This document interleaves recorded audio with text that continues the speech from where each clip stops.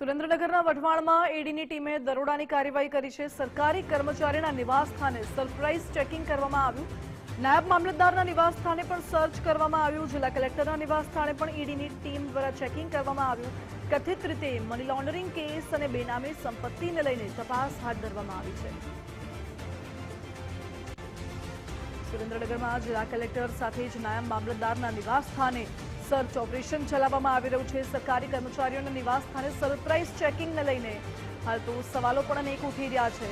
ઈડીની ટીમે દરોડાની આ કાર્યવાહી વઢવાણમાં કરી છે, જ્યાં કથિત રીતે મની લોન્ડરિંગ અને બેનામી સંપત્તિને લઈને તપાસ હાથ ધરવામાં આવી છે। કલેક્ટરને ત્યાં તપાસ કરવામાં આવી રહી છે। આ સાથે જે નાયબ મામલતદાર છે તેમને ત્યાં પણ સર્ચ ઓપરેશન હાથ ધરવામાં આવી છે। જોકે સરકારી કર્મચારીઓના નિવાસ સ્થાનને સરપ્રાઇઝ ચેકિંગ કરાતા જ અનેક તર્ક વિતર્ક પણ ઉભા થઈ રહ્યા છે। આજ મુદ્દે વધુ માહિતી સાથે જોડાઈ ગયા છે સંવાદદાતા વિરેન ડાંગરેચા। જી વિરેન।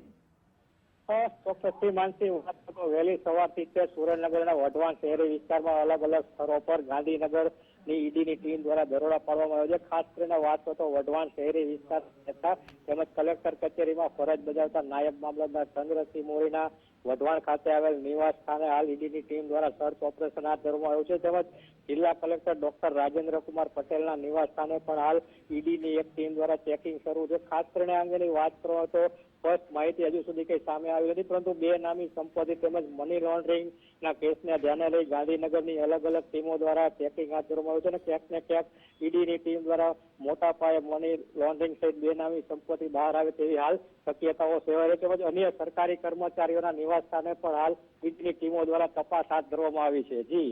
જી વિરેન, આભાર આપનો।